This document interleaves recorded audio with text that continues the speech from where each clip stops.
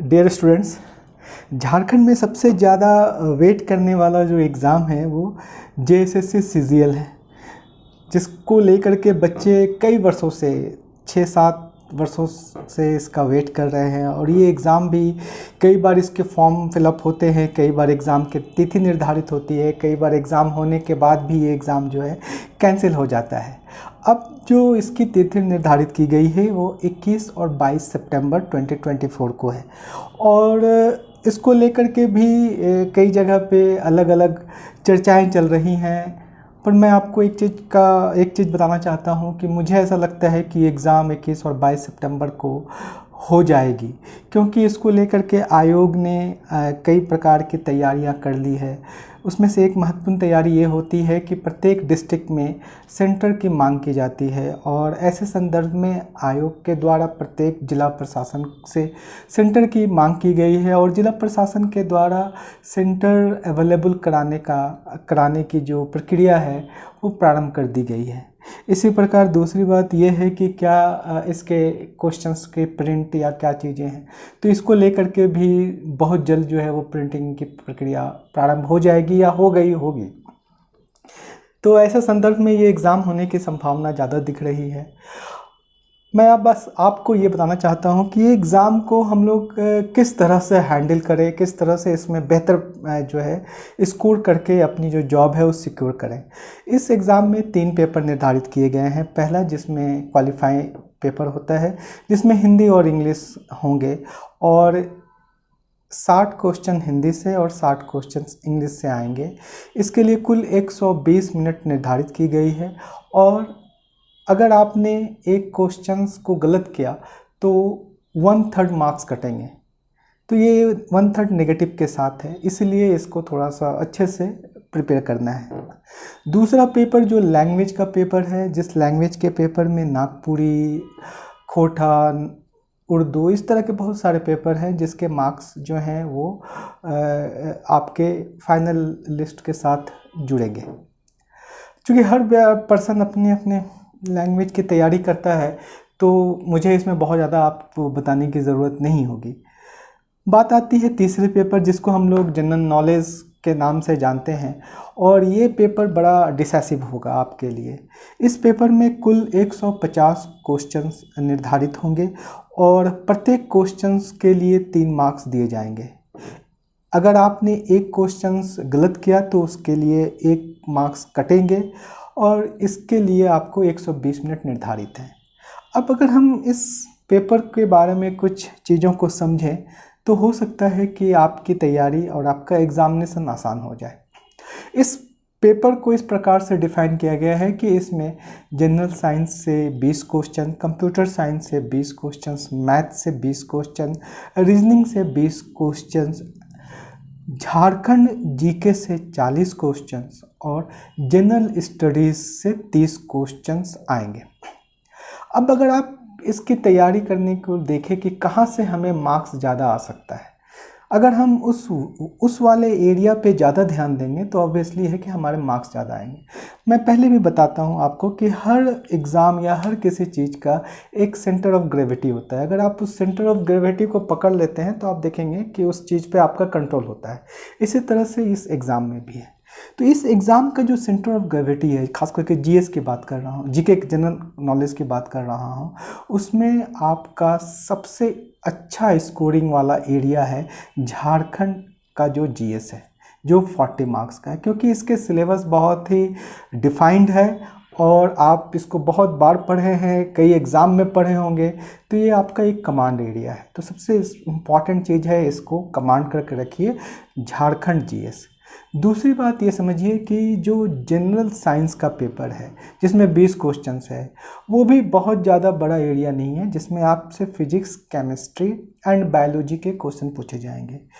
इसमें कोई थ्योरी के क्वेश्चंस नहीं होंगे, बल्कि आप देखेंगे कि जो अप्लाइड क्वेश्चंस हैं वही होंगे। तो आप इसके अप्लाइड एरियाज़ को पढ़ लीजिए। फॉर एग्ज़ाम्पल, अगर आप जानना चाहते हैं कि कठोर जल, हार्ड वाटर को हम जो है ड्रिंकिंग वाटर में कैसे कन्वर्ट करते हैं, क्या उसमें त्रुटियां होती हैं। तो ये सिंपल सा बात है, कौन कौन सी बीमारी किस बैक्टीरिया से होती है, किस वायरस से होती है, किस प्रोटोजोआ से होती है, ये जो अप्लाइड चीज़ है इसको आप पढ़ के रखें। तो दूसरा जो फोकस करने का एरिया है वो जनरल साइंस है। तीसरा एरिया जिस पे आप बड़े अच्छे से फोकस कर सकते हैं वो है कंप्यूटर साइंस, क्योंकि देखिए कंप्यूटर साइंस में बहुत सारी चीज़ें आज हम लोग यूज़ करते हैं तो उसकी जानकारी हमें होती है। कुछ और अगर आप थोड़ा सा पढ़ लेते हैं तो आपकी बेहतर जानकारी होती है। तो ये 3 चीज़ों पे अगर आपने कमांड कर लिया तो आपको अच्छा एरिया, अच्छा मार्क्स मिलने की संभावना है। चौथी बात, जो जनरल स्टडीज़ का पेपर है, मैं ये नहीं कह रहा कि जनरल स्टडीज़ पे आप अपना ध्यान ना दें, पर आप जब जनरल स्टडीज़ को देखेंगे जो 30 क्वेश्चंस उसमें होते हैं, उसमें बहुत बड़ा एरिया है। उसमें आपको हिस्ट्री पढ़ना है, पॉलिटी पढ़ना है, ज्योग्राफी पढ़ना है, इकोनॉमिक्स पढ़ना है। तो इतना बड़ा एरिया के लिए, इतना बड़ा एरिया में अगर आप बहुत टाइम देते हैं तो आपको मैक्सिमम कितने मार्क्स आएंगे? 30 × 3। लेकिन इसके अतिरिक्त अगर आप इन सारे चीज़ों दूसरे वाले एरिया पे ध्यान दीजिएगा तो वहाँ पे ज़्यादा मार्क्स आएंगे। तो आपको इस तरह से अपना प्रायोरिटी तैयार करना है। चौथी बात, इस बात को ध्यान रखिएगा कि इसमें मैथ एंड रीजनिंग है। तो जब भी आप एग्जामिनेशन में जाएं तो इस बात को ध्यान रखिए कि पहले मैथ और रीजनिंग के क्वेश्चंस अटेम्प्ट मत कीजिए, क्योंकि ये एक ऐसे एरिया होते हैं जिसमें आपका टाइम हो सकता है कि बहुत ज़्यादा लग जाए। तो पहले आप जीएस के जितने एरिया हैं, जेके का जितने एरिया हैं, उसको आप सॉल्व कर लें।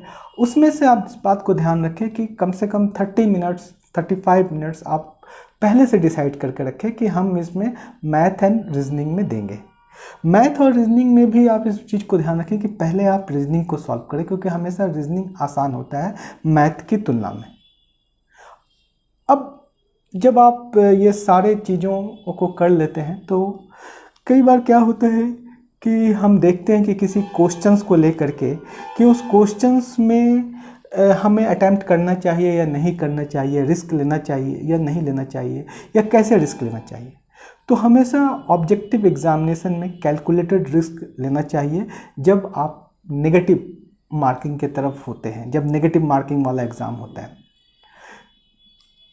अब कैलकुलेटेड रिस्क कैसे होता है, तो समझिए कि अगर कोई एक ऑब्जेक्टिव क्वेश्चंस है और उसके 4 option A, B, C, D दिए हुए हैं। अब A, B, C, D में से आपको 2 ऑप्शन के बारे में पता है कि A और B किसी भी हाल में नहीं होंगे इसके उत्तर। तब ऐसे कंडीशंस में अब आप C और D में कंफ्यूज हैं कि क्या करें, C उत्तर लगाएं या D लगाएं। तो ऐसे कंडीशंस में आपको यहाँ पर कैलकुलेटेड रिस्क के तहत उसमें से कोई C या D में से कोई क्लिक कर दें, टिक कर दें। अब अगर आप थोड़ी सी कैलकुलेटेड रिस्क का कैलकुलेशन करेंगे तो क्या होगा, जैसे मान लीजिए कि आपने 4 क्वेश्चंस पर कैलकुलेटेड रिस्क लिया, ठीक है, और 4 में से 2 सही हो गया और 2 गलत हो गया। तो अगर 2 सही होता है तो ऐसे में आपको 3 × 2 6 नंबर मिल रहे हैं, और 2 गलत होने की वजह से 2 नंबर कट रहे हैं। तो 6 में से 2 गया तो 4, अभी भी आप पॉजिटिव में। तो ये प्रक्रिया आप तीनों पेपर में कर सकते हैं। कैलकुलेटेड रिस्क लेना बहुत ज़रूरी होता है। तो इन सारी चीज़ों को ध्यान रखिए। तीसरी नेक्स्ट जो हम आपसे कह रहे हैं कि जैसे अभी मान लीजिए आपके पास 20 दिन है, तो 20 दिन की तैयारी आप कैसे करेंगे? बहुत सिंपल सा है, 3 तरह से अपनी तैयारी को बांट लें। पहला कि आप इन्फॉर्मेशन गैदर करें, यानी नए चीज़ जो पढ़ रहे हैं उससे इन्फॉर्मेशन गैदर करें। दूसरा ये है कि जो पुराने पढ़े हुए हैं उसका रिवीजन करें। और तीसरी बात ये करें कि आप कोई भी क्वेश्चन पेपर, चाहे वो इंटरनेट पे हो, किसी कोचिंग के द्वारा अवेलेबल हो, किसी भी तरह से आपको अगर क्वेश्चन पेपर मिले 150 क्वेश्चंस का सेट, तो उसे 120 मिनट में करने का प्रैक्टिस कीजिए। ये जितना आप प्रैक्टिस कीजिएगा उतना जो है आप एग्जामिनेशन हॉल में बेहतर तरीके से परफॉर्म कर पाइएगा। तो ये छोटी छोटी बातों का अगर आप ध्यान रखते हैं तो निश्चित तौर से एग्ज़ामिनेशन में आप बेहतर स्कोर करके आएंगे। और चूँकि ये 1 स्टेज एग्ज़ाम है तो आप अगर इसमें अच्छा करेंगे तो आपका एक नौकरी पक्का है, तय है। और वो भी एक ऐसा नौकरी जो आप ज़्यादातर उसमें जो पोस्ट हैं वो रांची में ही आपको पोस्टिंग मिलेगी। तो आपके आने वाले जो जनरेशन है वो इससे लाभान्वित होंगे। तो तैयारी कीजिए, मेहनत कीजिए, अफवाहों पर ध्यान मत रखिए और पॉजिटिव वे में एक अच्छे से तैयारी के साथ, एक अच्छे प्रैक्टिस के साथ एग्ज़ाम की तैयारी करके एग्ज़ाम में अपेयर होइए। निश्चित तौर से आप बेहतर परफॉर्म करेंगे और हम सभी लोगों की ये दुआएं हैं, ये आशीर्वाद है कि आप अपने लक्ष्य में कामयाब हों। धन्यवाद। जय हिंद।